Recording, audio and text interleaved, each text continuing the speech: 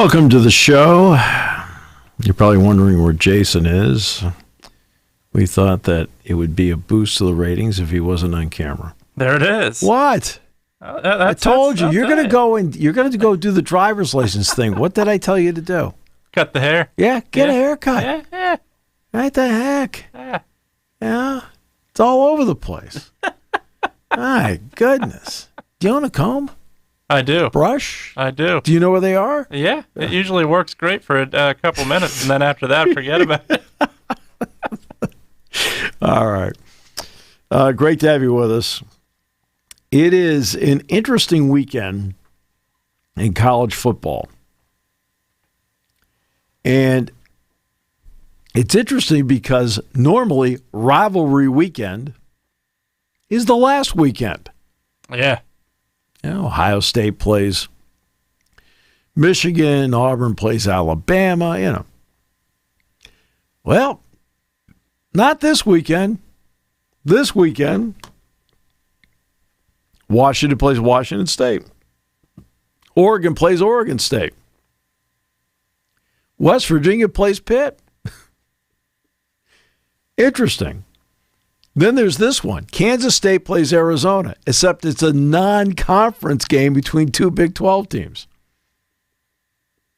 Really?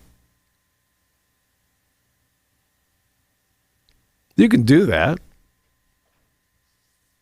fact, it's happened a lot in basketball, where two rivals in a year where they're supposed to only play each other once will have a second game between each other, so they can have the home and away matchup.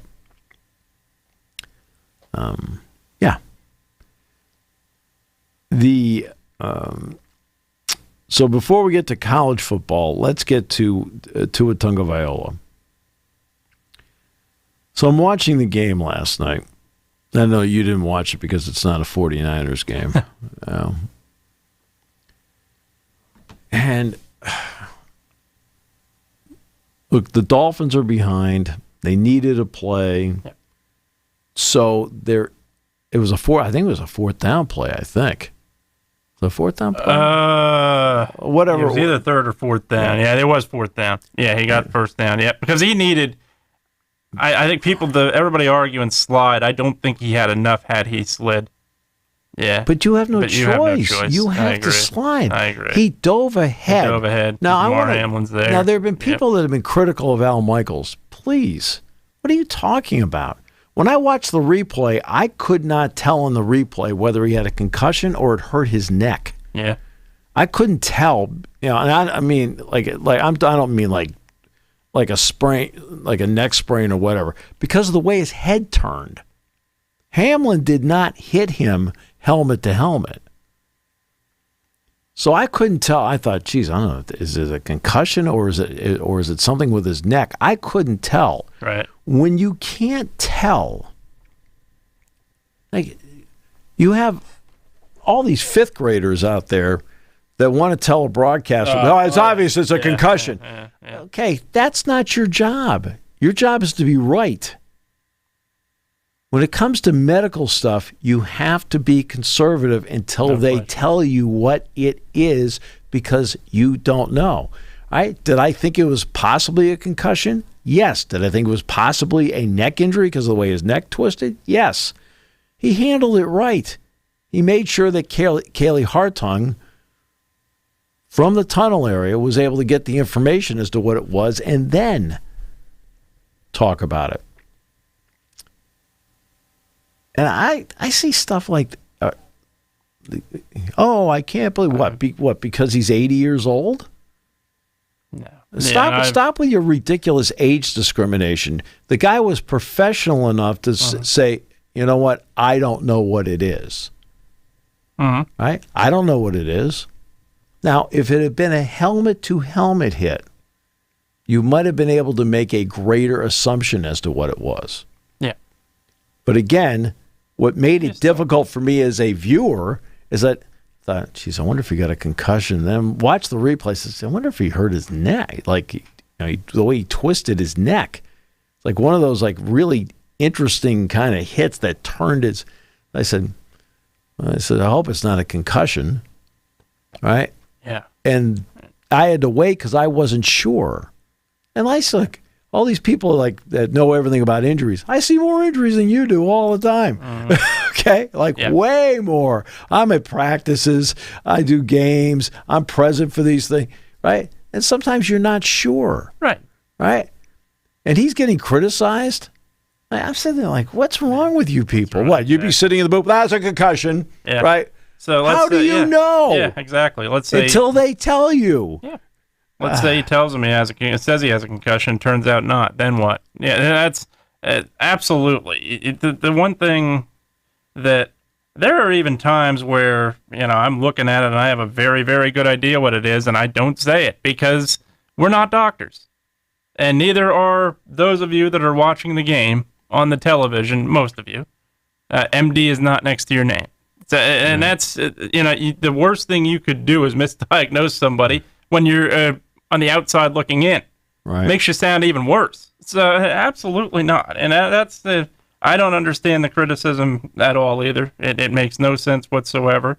And he truly didn't know. Number one, may not have known.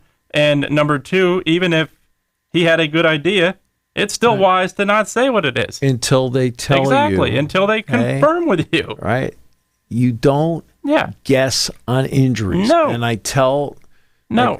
You can describe when he's getting up and he's really limping on that left leg. He can't put a lot of pressure. Whatever. Yeah. But I don't know if it's, an ankle. I don't know if it's the knee. I don't, I wait for somebody to tell me what the confirmation happens to be, because your job is not to guess. Oh, it was obvious. Yeah. Obvious to who? Look at the replay. Watch how his head turns, the twisting of the neck, and you say to yourself, okay, wait a minute, I got a couple of possibilities here, right? Yeah. Right? Because I was waiting to see when the play happened on the replay, the first thing I wanted to see, did Hamlin, by happenstance, happen to hit him helmet to helmet? Yeah. The way Nick Singleton was hit helmet to helmet in the West Virginia game. And it wasn't. He was not hit helmet to helmet. And so it's like, I thought, well, I'll lean concussion, but let's see if it's a neck injury. I don't know. Now, they didn't put a collar on him. That was one thing when they took him off the field. But you wait for them to tell you that your job is not to guess. You're not the doctor on the air. Yeah. You're not the doctor. Absolutely. You're not the professional. Agreed. Okay? You're not the trainer. You're the broadcaster. Okay? Yeah. I mean, do you know how many times in my career I've seen somebody get up after crumbling to the ground and they walk freely either to the sideline or walk freely off a basketball court, and it turns out they had an ACL and you couldn't tell? You couldn't tell just by watching them walk? It happens. Yeah, completely. There are a lot of really ridiculous people out there that just feel that and they turn in. You see it so many times, and the unfortunate part, I've said it 100 times. It's worth saying 101. I think social media has its great parts. Social media has its terrible things, and when something goes wrong, you see a lot of people in social media suddenly have a second occupation they've never studied. And that's the unfortunate part of all of this. Can you speculate? Sure, but you don't go out there and say, what's going on. Yeah, you can't. That's not. You can sit there and it's. Yeah, you can't. No, you can't sit there and speculate, and you can't sit there and guess. Not when you're in a professional. Okay? No, especially when it comes to something as serious as this, and somebody who has a history of it. Yeah.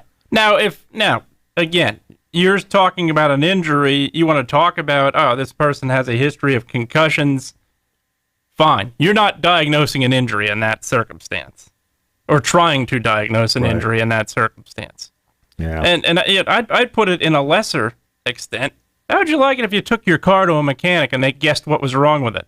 Right. Yeah, suddenly that's the debate, and it's not what's wrong with it. Suddenly it's the problem, big problem. So absolutely, and you have to leave things up to the experts. No question. And I see people saying, well, Chris Nowinski knew what was wrong. Chris Nowinski studies this stuff for a living and went to Harvard. Right. It's a big difference than being a broadcaster in our shoes, not being trained to look at this and understand what it is. I mean, there's been times where guys have been down, and I've said, look, we don't need to speculate. Let's just wait to see. Yeah. I'll say things such as, okay, remember, on the field they take a lot of caution. Sure.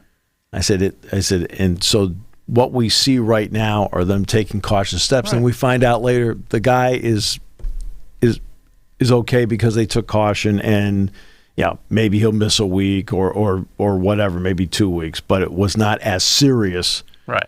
as it looked originally. That happens. I mean, and that's why you're not the doctor. You're the broadcaster. Your degree is in broadcasting. Well, not everybody's degree is in broadcasting, but mine is. Okay? Yeah. And it's not a medical degree. I was going to say, your degree doesn't say MD. I think that's the biggest thing when you look at it. Right. So you wait to be told what it is. Now, it did end up being a concussion. Mm-hmm. That's now 3 for him. Yeah. And that brings with it questions. Now, sure. I don't understand why he dove for it. I mean, I'm really, I know he's trying to make a play. I got it. Yeah. And probably trying to do something that would inspire his team. Right. You're down 14. Well, they're 21 points at that 21 time. points. 10. And I had a problem with the criticism of it. I'm like, well, what are you criticizing him for? He did exactly what he's supposed to do. He's just supposed to wait to be told what's going on. Absolutely. Right? Well, it's obvious. No, it's not obvious. Actually, it wasn't obvious to me only because I thought there was a really good chance it was a concussion. No. But in watching the replay, I didn't like how the way his neck turned either. It's like, so it gets to a point of when you don't sit in the chair and you're only sitting in your chair. Correct. You don't understand how it works. No. And you don't understand the responsibility. That's the most important part. That comes with. The second part of it is. Okay, you have a responsibility when it comes to something potentially that serious. Yeah. I'd rather be second and right than first and wrong. Completely wrong. Absolutely. Right? And you're sitting in your easy chair. Oh, I know what's going on. Well, happy whoopee doopy for you. I mean, that's okay. And then you turn quiet when it's not what was going on. Well, yeah. Well, first of all, you don't admit that you were wrong. No. And we don't need to. Nobody needs to do that. No. And it's literally, there are times when there is an injury, you look at it, you have a very, very, very good idea what it is, you still don't say it. Right. I see somebody from the dental world, I see somebody with their face puffed out and their toothache, good chance that tooth is abscessed. I don't sit there and say that. I don't have DMD next to my name. Right. And that's the biggest thing that there's so many people. It's wrong to criticize these people for not saying that. Now the question is going to be, what do they do? Yeah. What does he do? What's he advised to do? Because, I mean, you're talking about multiple here. Multiple. Yeah. This is 3? I think officially 3 in the NFL. Right. I don't know about Alabama. Yeah, Alabama, right. I know Alabama hurt his hip. But I don't know if he had concussions at Alabama. I'd have to go back and look. I don't know. But once you get one, you're just exponentially more susceptible to another one. Once you get a second one, you're really susceptible to a third. Yeah. And absolutely. You look at the all-time greats, Keith, Troy Aikman, Steve Young, 2 come to mind right away. Yeah, they retired because of it. Absolutely. Roger Staubach retired because of it. Yep. Right. And look, back in the day, they used to refer to as he got his bell rung. Okay. A lot of times smelling salts or whatever. Yeah. Well, everything's different now. The science is completely different. It's a lot different than the CTE studies right, nowadays have made things a lot different. The protocols are completely different. And I don't know him at all. I've never been around Tua. Right. Now, has he ever been to a Penn State game? I think he was there when, to see his brother play Talia. Okay. But I've never seen him. And the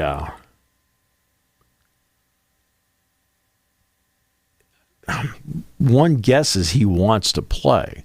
Right. The question is whether the Dolphins allow him to play, and what advice is he getting from his family and his doctors about it, because this is now getting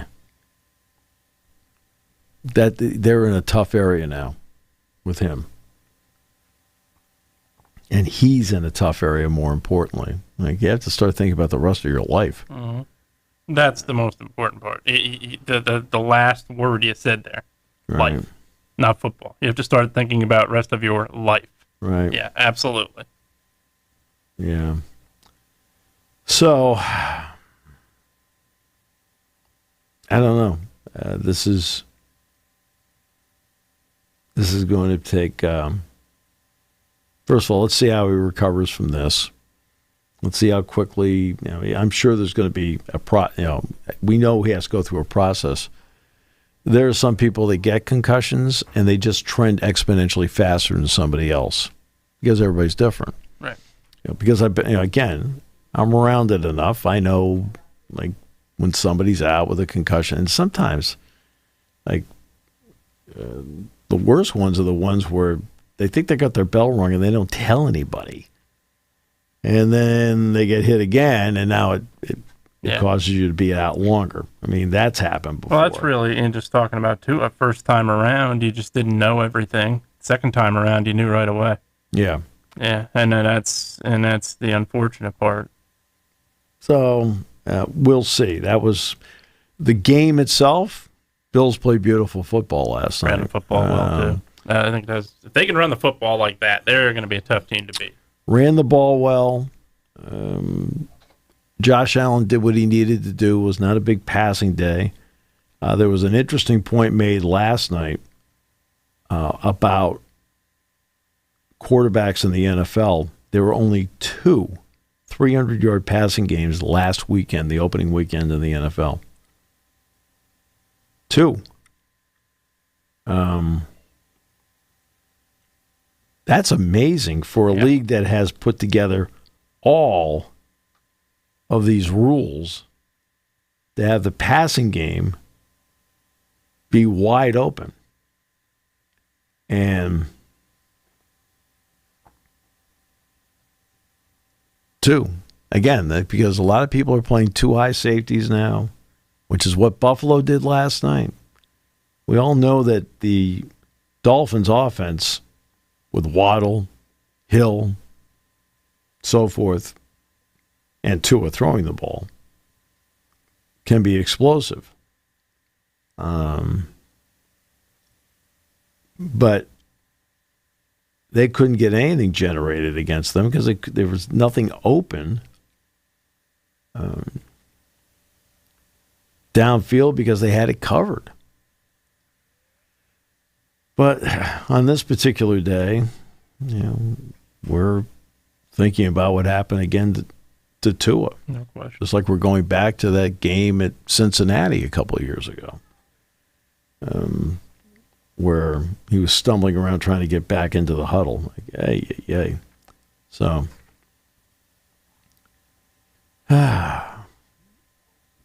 but he didn't, he was nonchalant about it. He wasn't nonchalant about it. He just wasn't sure what it was. You're supposed to know what it was. I mean, what the heck? I mean, I'm so glad that you can self-diagnose at home. Mm-hmm. That's wonderful.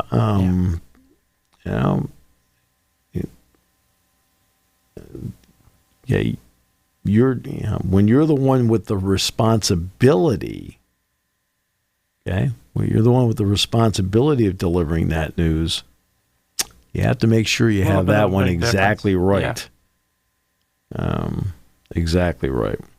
But I don't think Al Michaels needs defending for me, but but that was something that bugged me a little bit. I was like, well, what the heck? What are you getting on his case for? He didn't do anything wrong. All he did was caution, throw caution to the wind. I mean, what the heck? All right. So now let's get to rivalry weekend. Like rivalry weekend, right. Week 3. And that's what happens with all the conference realignment. And what makes it even more intriguing is the fact that the Pac-12 no longer exists in its former form. And Washington will be playing Washington State. And that game, I believe that game's in Pullman. I think it's at Lumen Field. Then you have Oregon going to Corvallis to play Oregon State. Okay.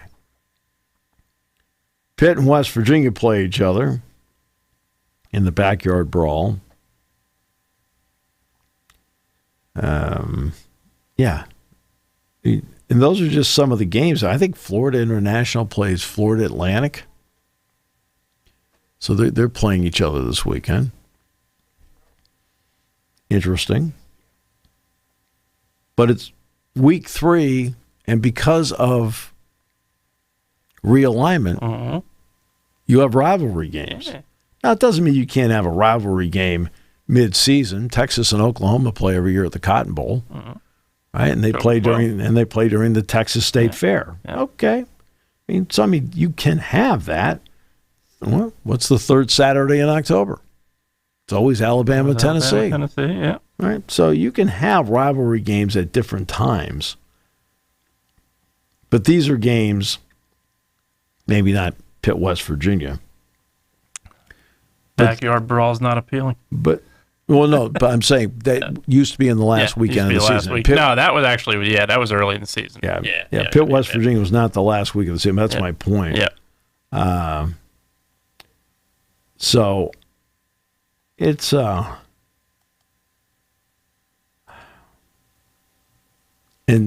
it's also the history of what we have here. Sure. The recent history. The Pac-12 is now trying to survive. They will be eventually to 8 members. Right now, they know they have 6. Yep. 2 more to go. But again, I don't elevate the Pac-12 to a Power 5 conference. Not right now, no. Well, no, but I don't care who they get. Nope. I don't care who they get. They can't be a Power 5 conference. No.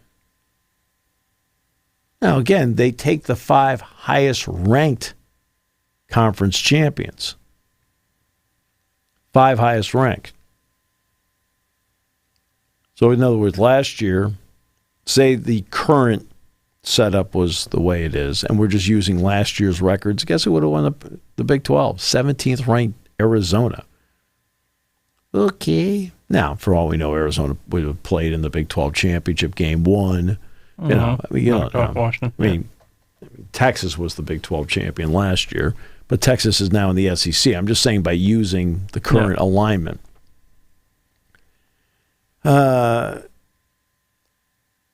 they would be among those that could be one of the 5 highest-ranked champions, but they would be a group of 5. I'm sorry, they would be a group of 5. They'd be lumped in with Liberty and so forth. Just because you got Oregon State and Washington State, that's San Diego State, which is good. They're going to have Colorado State, which is fine. They're going to have Boise State, which has built a nice national reputation. And they have Fresno State, which is good. But again, just like Memphis and Cincinnati and Houston and UCF were all in the American before, you don't qualify, to me, for Power 5 status with that grouping of schools.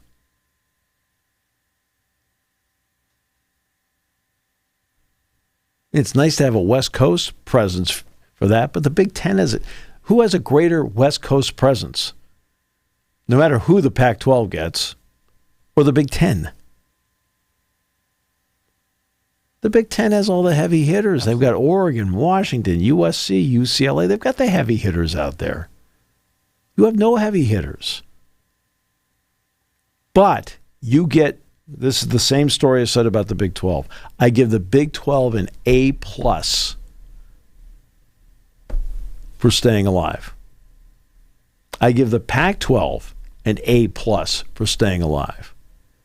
I give the Big 12 and the Pac-12 a C+ to B- for membership.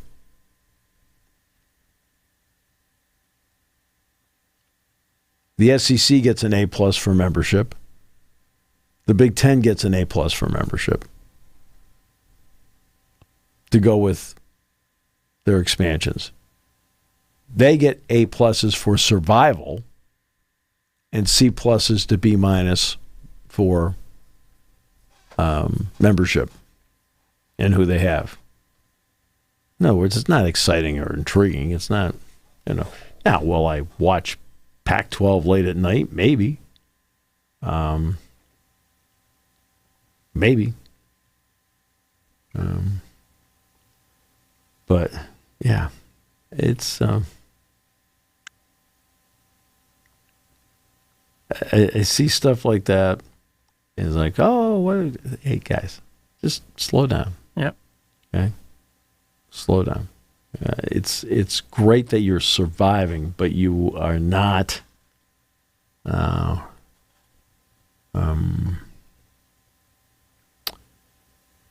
you're not changing the landscape out there. Right. You're not changing the landscape of college football with what you're doing. Games tonight. Kansas plays UNLV tonight. And that's an interesting game because UNLV is off to a good start. Conversely, Kansas is coming off a game where, and I say this with all due respect to I give a lot of credit to Illinois that they won the game at home. But it was a game where I was done. I felt like Kansas lost. Mm-hmm. I agree. Right? Like, I know Indiana, I know Illinois final score-wise, right? But you felt like it was a game that Kansas lost.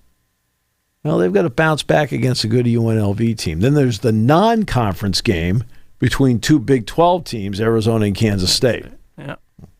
Now, tomorrow, it gets real for the West Coast because UCLA is hosting Indiana. It's the first Big Ten game on the West Coast. West Coast, absolutely. Big enough to be under the lights. Well, and you know what? In fact, when the show's over, I'm going to text my friend Don Fisher at Indiana because Don has done Indiana games his 52nd season. Well, guess where he's never done a game before? The Rose Bowl. Yeah. See, Indiana went to the Rose Bowl in '67 before Don was there. With I think Johnny Pont was their coach. And they lost the game. It was like a 14-13 game. It was a close game. Indiana played well. Remember, Indiana had a wide receiver like John Eisenbarger? Something like that. It was a good player. Kind of kept him in the game. But he played. In fact, he played for the 49ers. Right? And then that's, as soon as he got there, it's just... Forget about it. Yeah. It's like, I'm just going to get lost out here. But John Eisenbarger, I think was his name. And he played for the 49ers after that. They drafted him. But that was before Don had been there. So I talked to Don back in May. And I said, hey, Don, I said, because at this point we knew what the schedule was going to be. And I said, Don, I said, I can't begin to tell you how happy I am that at least, honestly, I don't care if it's a regular season game or not. You finally get to do a game there. I said, just enjoy the setting and the whole thing as to, because Don's been everywhere in his career. or seemingly has been everywhere in his career, but he's never done this. Yeah, it's not going to be a full house or anything like that. It's going to have a different. It's going to have a different feel than New Year's Day, no question. But the setting is the same. Absolutely. When you're sitting there, it's going to be starting at 4:30 in the afternoon. All right. Sunset's by I don't know. It's like 7:20 now. Ish. Yeah. Right. 7:15, whatever the number is now. And I said, he's going to be out there. The San Gabriels are going to look the same as they do in January. The sun setting is going to be the same as it is in January. Second to none. I said, Don, I'm thrilled for you. I said, you get a chance to do this. This is really.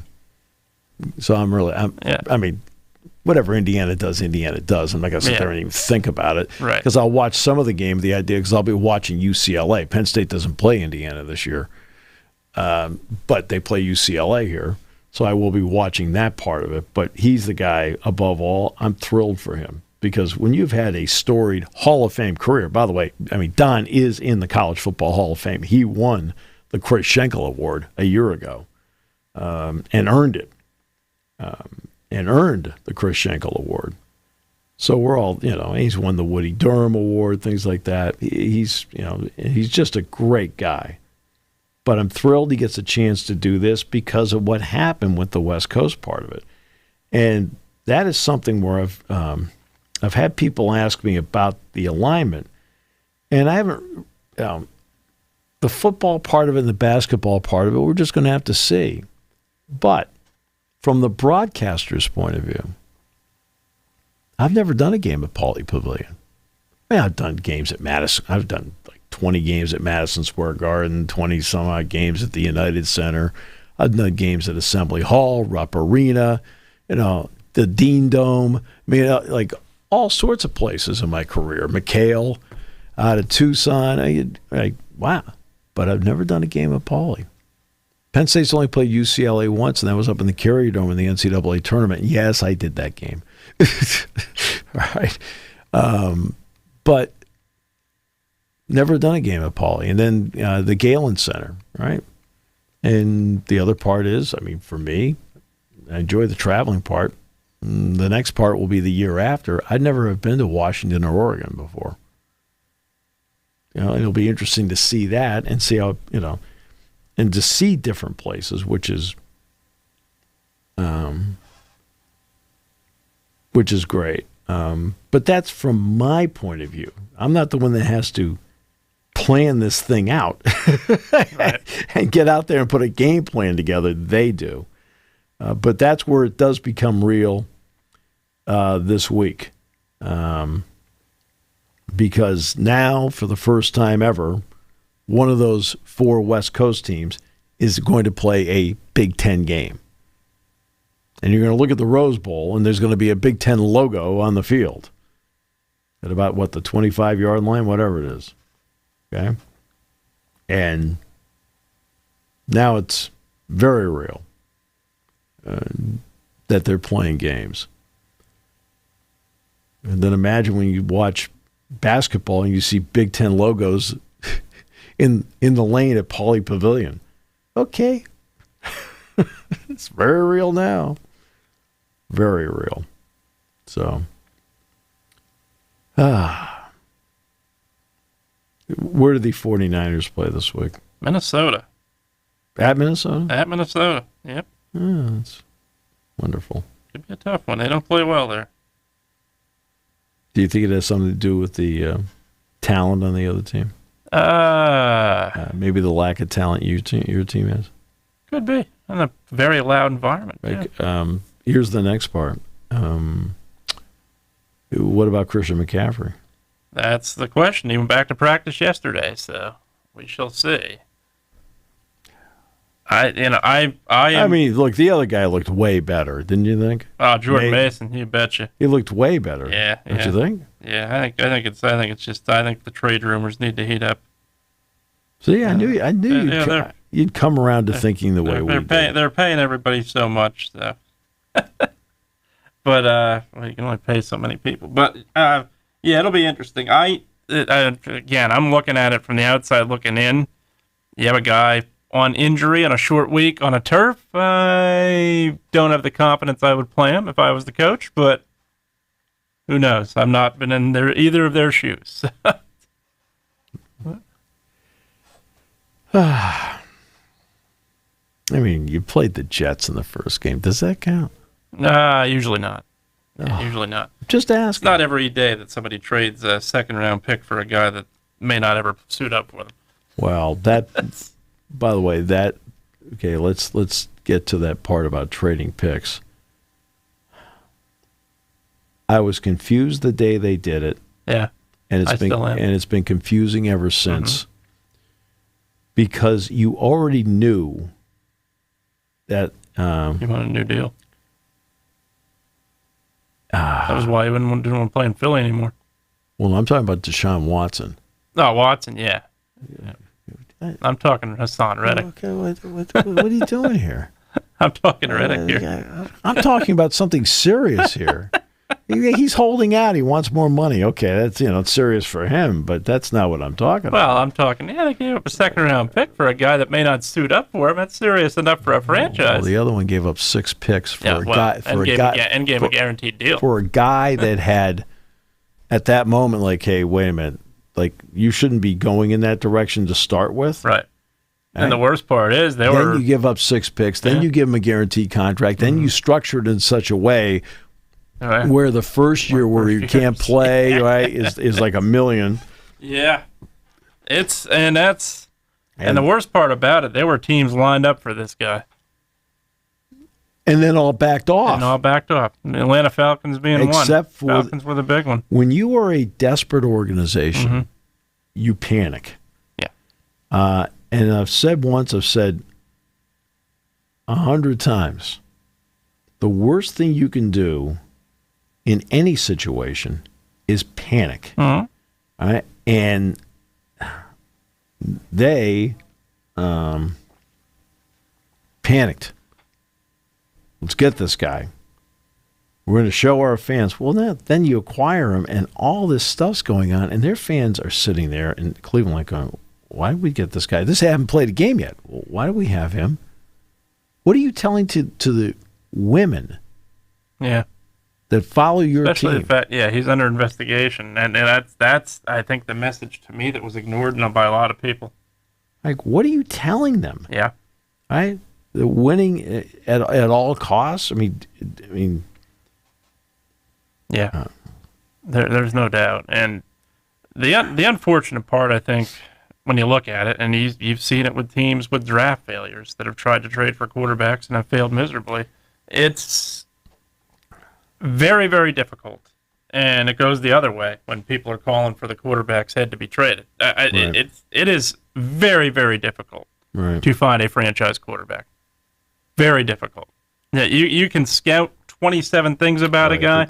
He has every tool known to man. He goes on the field. He doesn't produce. Right. And that's where I think it's so difficult, and that's why you see people overpay big time for quarterbacks. And now I think they've scaled back a little bit because of, number one, what happened with Watson. Number two, what happened with Russell Wilson, and from Seattle to Denver. And the other part, really, the guys won a Super Bowl, yes, but even Matthew Stafford, what they gave up for him. I think he's a little bit more of an exception than the first two I named. But let's go back to what I made earlier in the show. I know you weren't listening.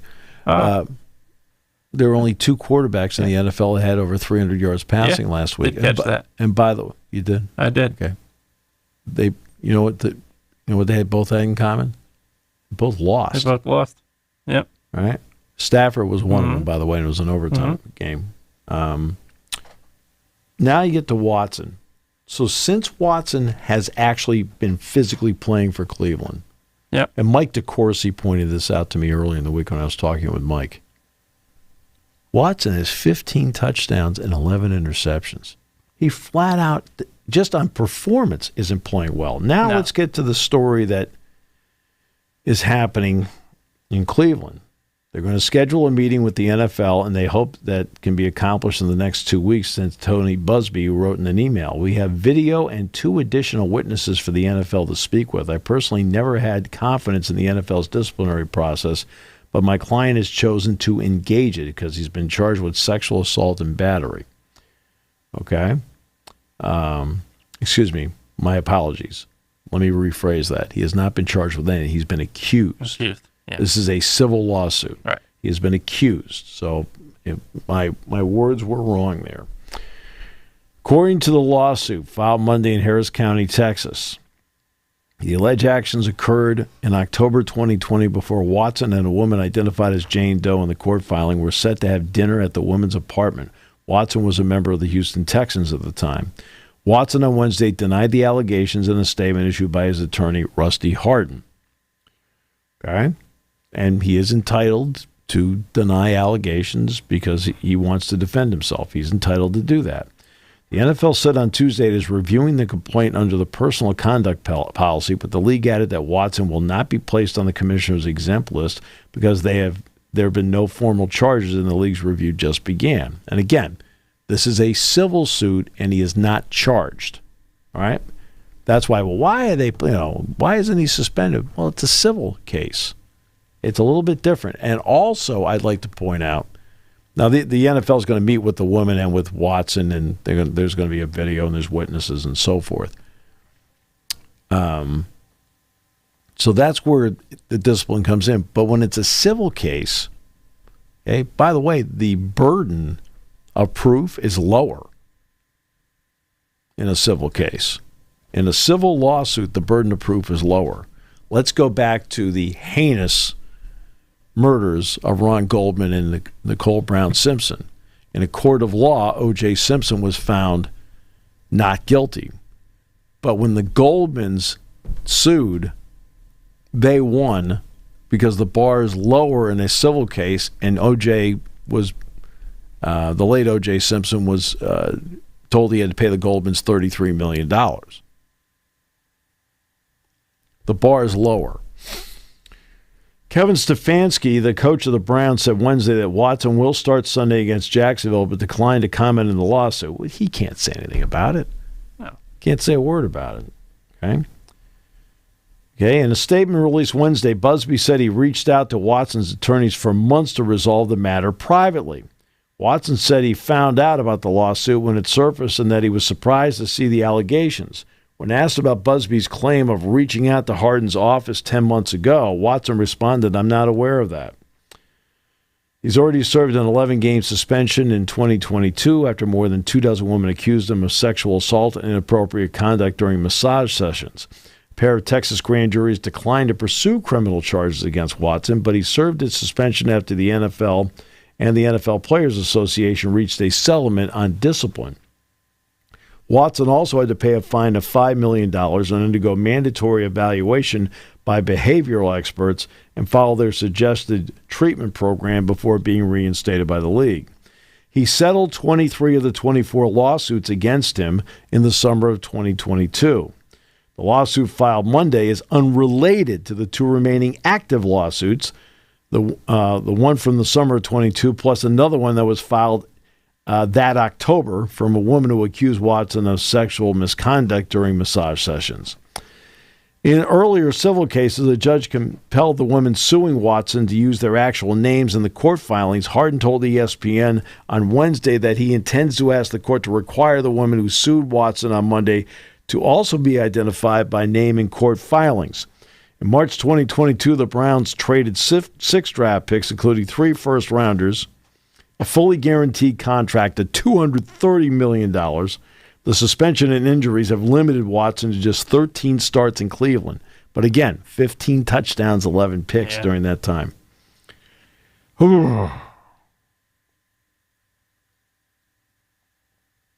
Yeah, that's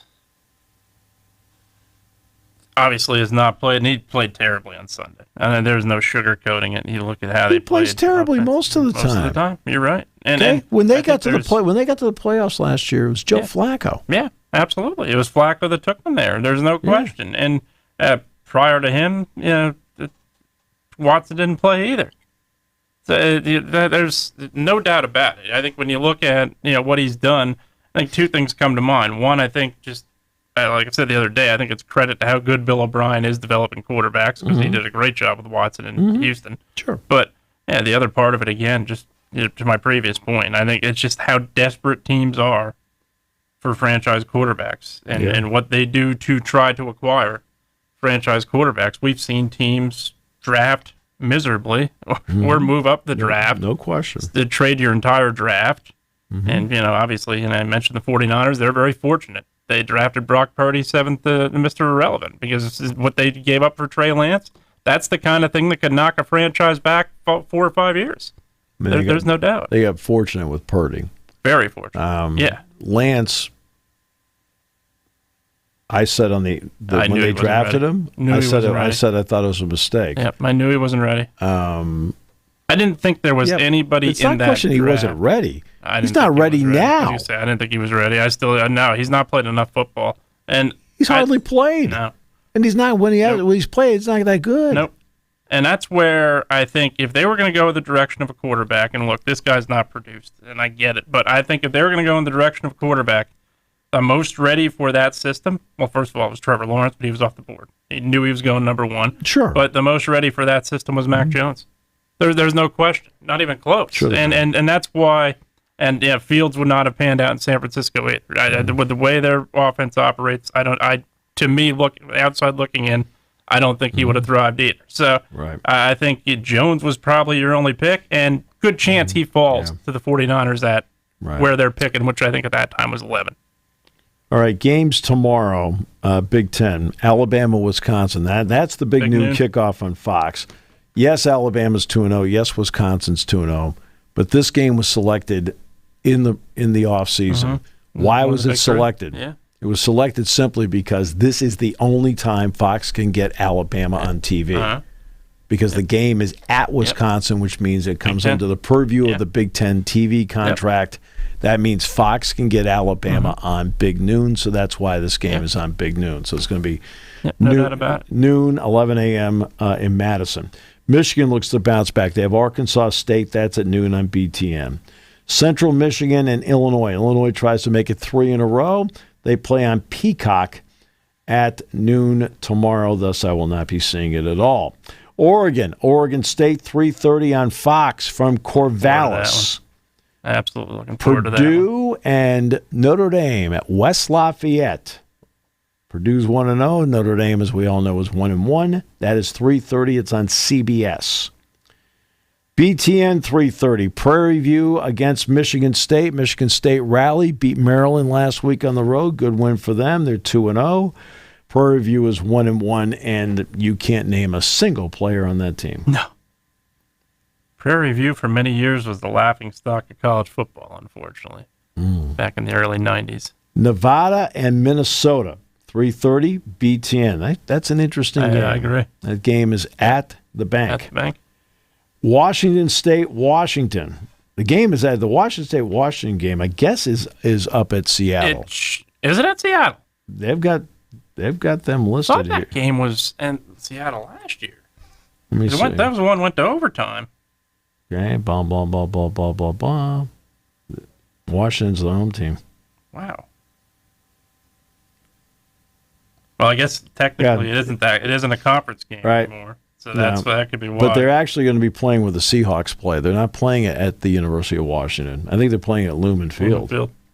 Yeah, so that's where that game's being played. That was a classic last year. But that's 3:30 on Peacock. Troy against Iowa. Iowa coming off the loss in the last moments to Iowa State. Troy is 0-2. That's on Fox Sports 1 at 4 o'clock. Northern Iowa at Nebraska. Nebraska's 2-0 and magically ranked. Okay. Again, as I've said once, I've said it 100 times, you cannot wish and will a team to prominence. Right. You're right. Okay. Yet the national media, when it comes to Nebraska, does everything they can to put them. Look, they haven't been in a bowl game since 2016. Beating Colorado is not a litmus test. Nope. Remember, Colorado was coming off a 4-win season. Yeah. Right? Yep. Just because Deion Sanders coaches them doesn't mean they're good. Indiana, UCLA, that's the NBC game from the Rose Bowl. Yep. Okay, first ever Big Ten football game for UCLA. Eastern Illinois at Northwestern, tough loss at home in overtime to Manny Diaz and Duke last week. And Maryland, after that loss to Michigan State, is at Virginia. By the way, Eastern Illinois and Northwestern on BTN. Maryland and Virginia play each other on the ACC network at 8. And Virginia is 2-0 on the season. So, there you are. Well, let's see. I know you're a big Colorado fan, so where's Colorado playing? You're a huge Colorado fan. They're playing Colorado State, and that game is in Fort Collins. Oof. Remember last year? That was a really good game last year. Yeah. Really good game last year. Yep. Colorado was the heavy Colorado State should have favorite. won. Yes, they should have won the game. But they're at Canvas Stadium in Fort Collins. So, Colorado wins by 5 over North Dakota State and gets routed by Nebraska. I mean, I watched that game; it wasn't even close. Right? Colorado State is 1-1, same record, but their losses to Texas. A little different. Right? No offense. Not great. And Utah State's on CBS Sportsnet. That's a pretty good game. And Pitt, West Virginia.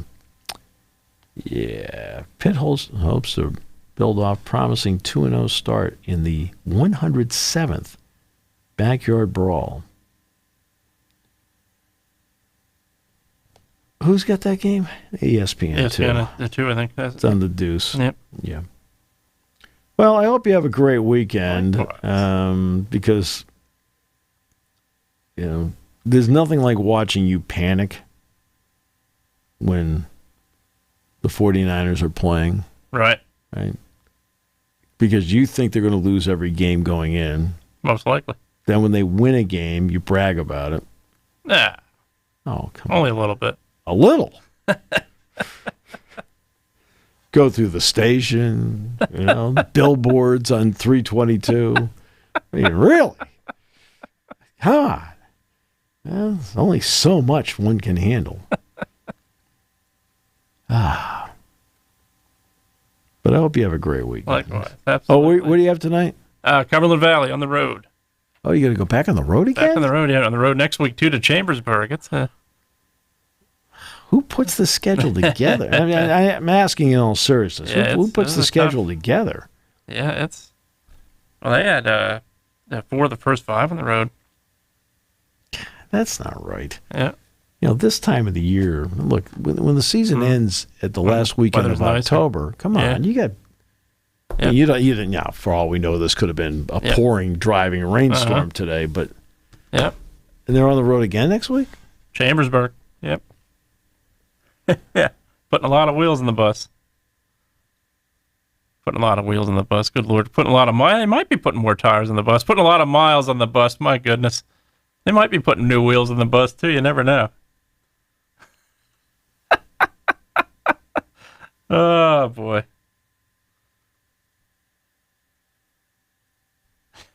You're stunning. I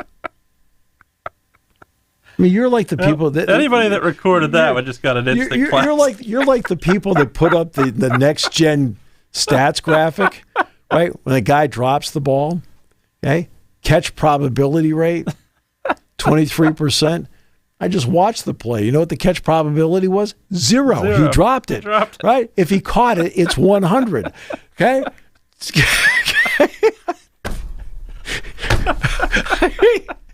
And you have people that believe this stuff. Man. Oh, he had a 23% chance of catching it. No, the ball was on the ground. It actually was 0. Right? He caught it. What a great catch. It's 100. You'd be amazed how that actually works.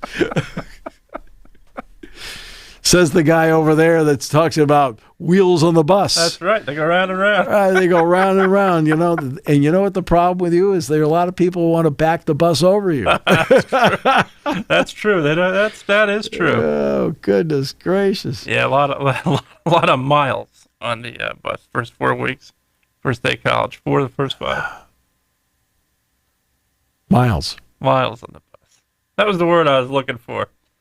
soon as I said it, I thought, what I just Miles, wheels, miles. They're so closely connected in the alphabet. I can see how it didn't quite come out right. Oh, we need to stop the show now because you need rest before the game tonight. In fact, I recommend a nap.